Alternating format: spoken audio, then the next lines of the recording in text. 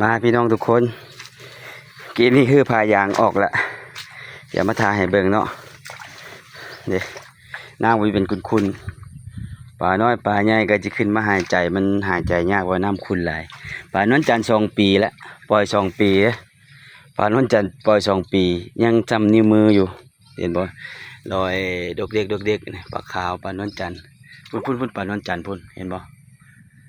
ยังจำนิ้วมือ2 ปีเลยเนี่ยพอตั้งแต่เดือน6 ปีกายนี้นี่ปลานิลก็สิใหญ่ปลานิลใหญ่อยู่กับปลาดุกใหญ่เนาะหลังจากเอาผ้ายางออกแล้วนี่ดึงฮื้อขึ้นกินโอ้เมื่อยดึงพูดไปเลยด้าน2 ข้างเนาะ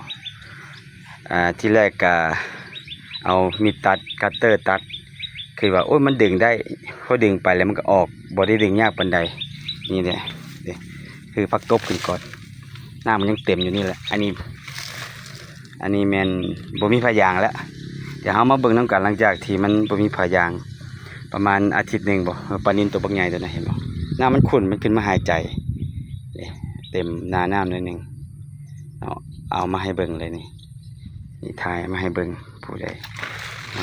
โอ้ปักตบน้องแม่แตนเห็นตัวหนึ่งชีวิตดีใจแฮงคือธรรมชาติของป่านะมันต้องอยู่แบบธรรมชาติแบบนี้บ่ต้องมีผ้ายางบ่มีหยังเนาะแล้วมันสิใหญ่ไวแล้วมันก็จะได้กินขี้ดินพวกเท้าพวกอีหยังแหละพวกใบไม้ใบหญ้าหากไม้หากหยังที่มันอยู่ในพื้นน้ำมันก็สิกินตัวนั้นเนาะเลี้ยงผ้ายางเฮาขึ้นมาแล้ว ประมาณเกือบจะฮอด20 เมตรพุ่นเด้ซื้อมาก้อนนึงแล้วเอามากินหอยตกนี่มากินหอยมักใหญ่ปล่อยเลยสบายเลยบัดนี้บ่เป็นห่วงเรื่องการอยู่ของปลาเลยบัดนี้ผ้ายางตัวนี้ผ้ายางเพิ่มขึ้นผ้ายางนี่เหนียวเด้ทุกคนเหนียวเด้เนาะบ่แม่นว่ามันสิขาดง่ายๆเด้เฮาดึงตรงนี้มันยังบักเหนียวเรื่องเสียแต่จะเอาไปพวกเครื่องแหลมๆเป็นไม้แหลมไปแทงมันนี่เอาขึ้นมาแล้วเฮาสิอนามัยไว้สำหรับเฮ็ดบอนอ่างใส่ให้กบลิ้นปีสิมานี่แหละเนาะว่าเฮาสิมีการปรับปรุงพัฒนาไปเรียนรู้ไปเรื่อยๆ ถ้าเฮาบ่เฮ็ดบ่ลงมือเฮ็ดเฮาก็บ่สิบ่ฮู้จักเทื่อถ้าเฮาลงมือเฮ็ดแล้วเฮาจะฮู้ว่าอันใดต้องปรับตัวใดต้องมีการเสริมตัวใดต้องมีการลดตัวใดปลามันก็เต็มหน้าน้ำที่จริงปลามันก็มีอยู่แต่ปลาคอนี่บ่ลงไป5 คอก5 ฝูงใหญ่ปลานิลเห็นบ่มันขาดอากาศหายใจน้ำมันขุ่นหลายเฮากวนน้ำเด้แต่ปลานิลนี่ปลานิลก็ซ้ำประมาณ3 นิ้ว4 นิ้วนี่แหละก็บ่ใหญ่ปานใดดอกเพราะว่ามันหักลูกสุดที่2สุดที่1มันตายหมดแหละซ้อนเมื่อลูกสุดที่1มันตายหมดเป็นกระตาหนึ่งก็เลยเด้ป่ามันลอยพวกเด็กอยู่นี่ปลานวลจันทร์ก็สิมีอยู่ปลานิลเนาะเอาขึ้นไปแล้วพายางนี่เก็บเป็นความรู้แม่นให้ทุกคนคือขึ้นผู้เดียวก็ได้ ความลึกของหนองของคลองใส่ไก่ตัวนี้ก็สิประมาณกลางขาแน่หัวเข่าแน่เนาะปีกายนี่ปลูกประมาณ30 เซน40 เซนต้นหมากเป็นไม้บ่ฮู้ว่าสิได้กินมากหรือบ่ต้นนี้ต้องเบิ่งต้องเสี่ยงแหละเอาปลูกไปรถแม้แต่ต้นกล้วยเนาะปลูกไว้นี่ฮะก็ได้เห็นผลอย่างต่างๆปลูกไว้ปลูกเนี่ยมันยากทุกคนตัดมันง่ายตัดบ่ได้ยากเด้แป๊บเดียวบ่เกินนาทีซ้ำ2-3 วินาทีตัดปุ๊ดออกไปเนาะอุ้ยปิง ตื่นตกใจปิงนี่เนาะเก็บบรรยากาศการเอาผ้ายางออกให้เบิ่งเป็นจังซี่แหละน้ำมันก็ยังอยู่คงอยู่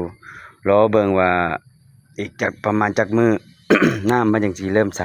หรือว่าตอนแรงบ่มันก็บ่ได้ขุ่นหลายเอาแท้เอาว่าดอกน้ำอยู่ในกองใส่ไก่ของเฮาตัวนี้เฮาฮื้อผ้ายางออกไปแล้วเพราะว่าเห็นปัญหา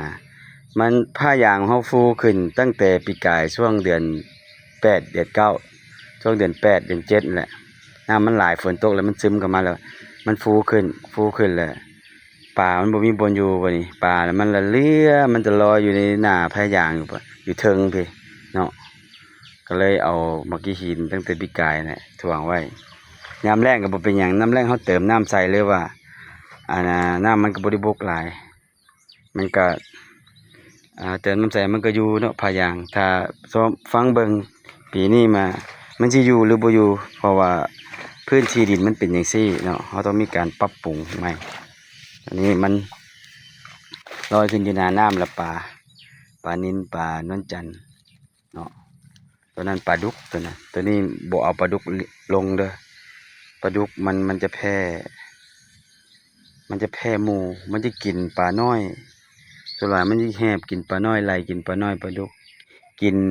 ได้หลายเท่าใดแห้งใหญ่ขึ้นเท่านั้นปลาดุกมันกินผักกินขนมปังกินปลาน้อยกินซีนกินหยังสารพัดเนาะปลาดุกนี่มันจริงใหญ่ไวแต่ว่าเนี่ยมันจะบ่แซ่บคือปลาคอกับปลานิ่นเป็นใดครับปลานิ่นนี่แต่เอาไปเฮ็ดอย่างอื่นก็น่าจะโอเคอยู่ปลาดุกก็ได้ขึ้นกับผู้มักเนาะผู้ใดมักปลาดุกก็เลี้ยงปลาดุกอันนี้เก็บน้ำไว้เนาะคลองเด้ความลึกของมันก็สิประมาณนี้เด้อย่างนี้เบิ่งนี่หัวเข่าเนาะประมาณหัวเข่าก็50 เซนเนาะพี่น้องทุกคนเด้ถ่ายให้เบิ่งเด้ออันนี้น้ำเต็มปลอเลยน้ำมันไหลซึมบัดนี้ซึมบอกซึมเข่ามันอยู่ในฤดูฝนดินมันสูงน้ำมันซึมมันจึงมีน้ำอยู่ได้นี่เนาะฝากไว้ขอขอบใจหลายที่ติดตามเอาคลิปวิดีโอแบบนี้เราประสบการณ์ตัวจริงให้ทุกคนได้ฮู้ปีงกับปานนั้นปีงมันลอยขึ้นมาตามคลองอยู่ด้านหลุมปู๊ดมันจะมีคลองน้ำของธรรมชาติแหละเวลาฝนตกหลายๆแหละปลาอหยังมันก็เบิ่นขึ้นมาเนาะเบิ่นตามคลองน้อยๆพวกปีงพวกอหยังสัตว์น้ำเนาะเฮาบ่เห็นแล้วเพราะว่าเฮาอยู่เฮือนแล้วมันก็เวลาฝนตกมันก็ขึ้นมาแล้วพวกปลาเค็งปลาหยังเนาะแต่เฮาก็เอาปลามาปล่อยใจนี่เห็นบ่นี่ลอยมาเนี่ยหมุนแล้วมันขึ้นหน้าน้ำขึ้นมาหายใจได้นี่ขอบใจทุกคนที่ติดตามเนาะเจอกันคลิปหน้ามีอย่างดีๆหรือมีอย่าง